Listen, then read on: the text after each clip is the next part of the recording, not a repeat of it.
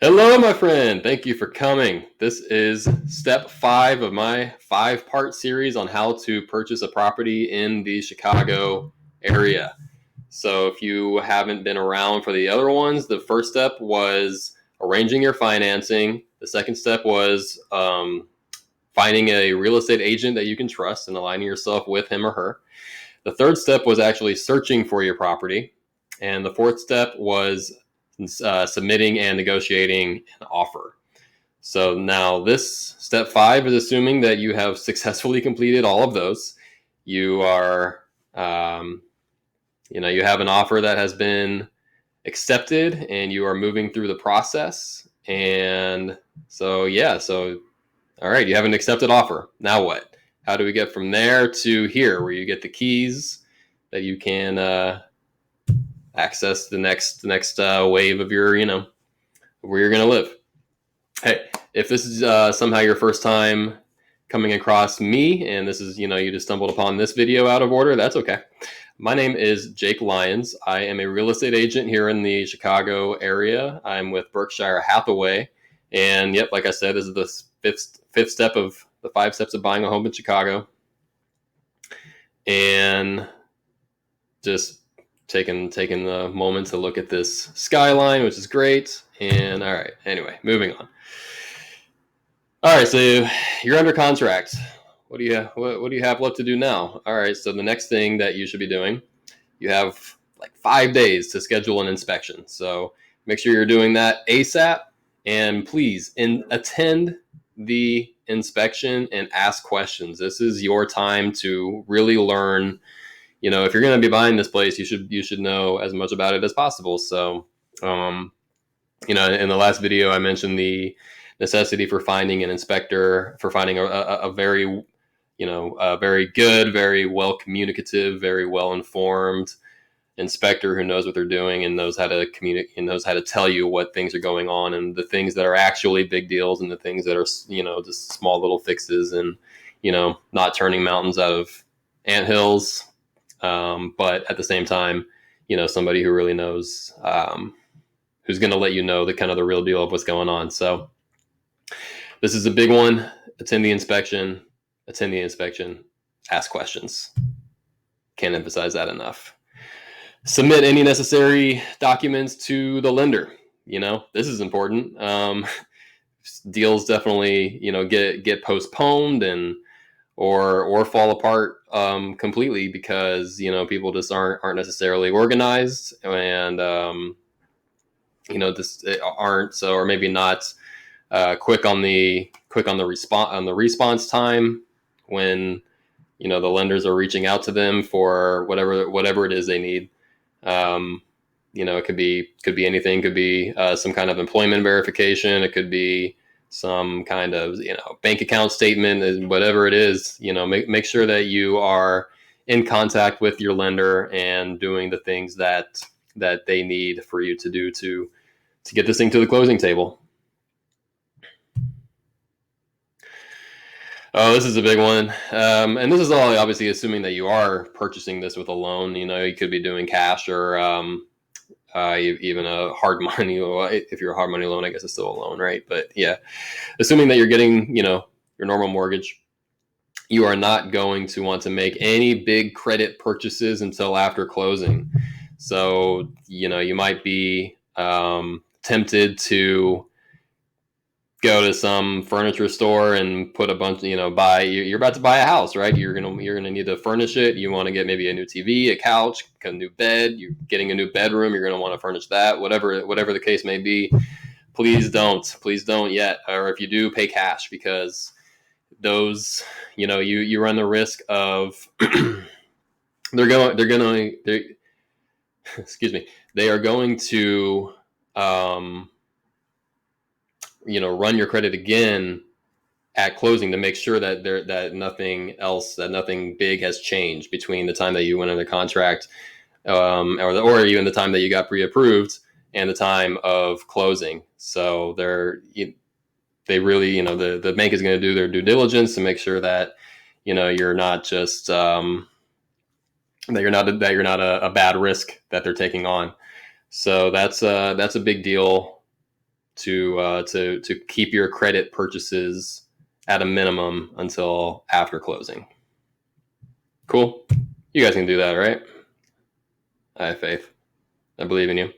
Obtain proof of insurability. That was one of those contingencies that we talked about in the last video. So, make sure you're contacting your favorite neighborhood home insurance or property insurance, whatever kind of insurance you need for that's acceptable or that makes sense for the type of property that you're getting.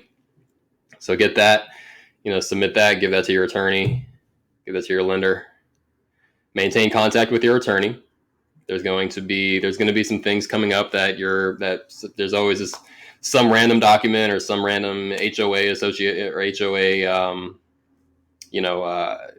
disclosure or disclosures and bylaws and things like that. There are things that will demand your attention between now and closing. So just make sure that if the attorney is reaching out to you about something, is probably important. So you should be keeping an eye on that and making sure that you're on top of things with that. And basically just hope that the property appraises correctly. So this is this will happen before closing. The lender, the bank, will send an appraiser out to make sure that the home is actually worth the amount of money that the bank is loaning on it. If the appraisal comes up low, then the bank is not going to be willing to loan that much money on it. And then from there, you're going to have to figure something out with the seller. If the seller is not willing to come down in price to where the appraisal is, he's not going to sell the place because that's what it's worth. That's what the appraiser has determined that it's worth. And B, at that point, the seller is going to have to meet the price of the appraisal, or try to look for another appraiser. Maybe that could be an option, but that's probably not. That's probably barking up a tree that's not going to yield many results. So as long as the property appraises for at least what the purchase price is or higher, preferably higher, right? Then you're good to go. And then, other than that, that's it. Let the professionals work for you. You've hired a good real estate agent that you trust. The real estate agent has recommended you to good lenders, attorneys, inspectors, whoever else needs that, insurance professionals, or whoever else that you need to complete this, your team. And now you can just kind of kick back, relax, check your email every once in a while, and make sure there isn't something that needs your immediate attention. But other than that, this is where we all come in. The professionals on your team. And then there's closing day. What's going to happen on closing day? Well, either like on the morning of closing day or maybe the day before. Shouldn't be too much prior to that. You should schedule a final walkthrough just to go into the property and make sure that nothing crazy has happened in between. The last, you probably haven't gone in there since the inspection, at least. So you're going to want to go in there, especially if the inspection yielded some items that need attention. If the seller has agreed to repair certain things or add certain things or whatever, you're going to want to go in there and make sure that those things actually got done. If the inspection, even if that isn't the case, even if the inspection was flawless, you still want to go in there and do a final walkthrough, just in case. Who knows? Maybe a pipe burst, maybe, and there's a bunch of mold now because the closing period has been like 2 months and nobody's really gone in there. And there's things can come up, things can happen, and if something kind of cataclysmic has happened like that, then maybe you're going to need to pump the brakes on this closing, right? We're going to have to take care of that. So final walkthrough, that's important. Attend the closing, right? That's a given, I would imagine. Even in, I'm doing this video in the middle of, early 2021, still in the middle of this pandemic, and even still, you have to attend closing in person because they need wet signatures. I think I was saying in the last video, a lot of this stuff, a lot of these documents and things can be signed and taken care of electronically, but a lot of these, the loan documents, they really do need you to be there in person. And speaking of the wet signatures, you're going to need to go in there and sign your name and date. Approximately, it's basically 2 hours worth of just page, sign, page, sign, page, sign. Your attorney should be walking you through sort of what these pages mean and what you're actually signing and what these things mean. But yeah, so that's how you're going to feel the funds go through, wire transfers, whatever the mechanism that has been agreed upon for the funds to go through on your down payment, or if you're paying cash, for the total of the whole thing. A bunch of money changes hands and checks go everywhere, and then the title transfers to you. Then you obtain the keys. The keys aren't always at the closing table. Sometimes, sometimes you have to meet up with the listing agent later.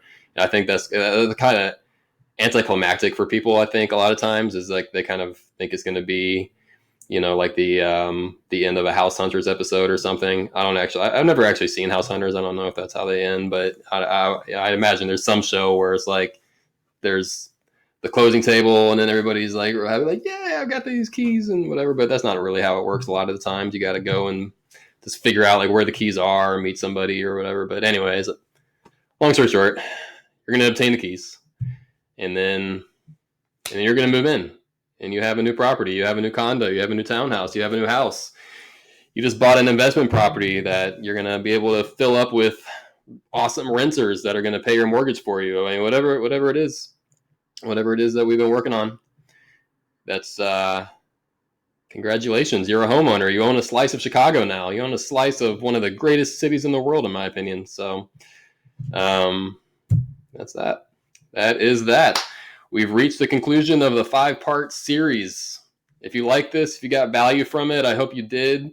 Please like it. Give me a thumbs up. Give me a comment. Let me know what you thought. Let me know if you didn't think what you didn't like.